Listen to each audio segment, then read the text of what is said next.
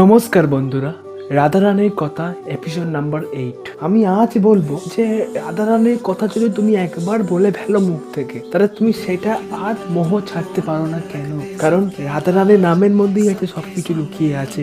এমন একটা টান তুমি নিজে ফিল করবে, সেটা তুমি কাউকে বলে বোঝাতে পারবে না।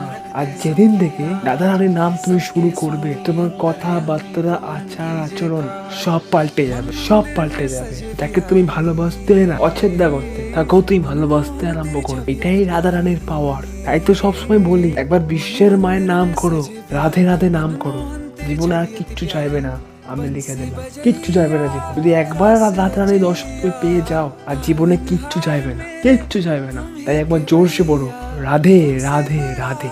আর চ্যানেলটা প্লিজ সাবস্ক্রাইব করো, লাইক করো, শেয়ার করো। সাবস্ক্রাইব তো আবার কমে যাচ্ছে, লাইক কমে যাচ্ছে। প্লিজ করো, কমেন্টে জানাও। তোমার যদি কিছু জানার ইচ্ছা থাকে কমেন্টে জানাও, আমি নিশ্চয়ই বলার চেষ্টা করবো। আজকে এইটুকু। নমস্কার, রাধে রাধে।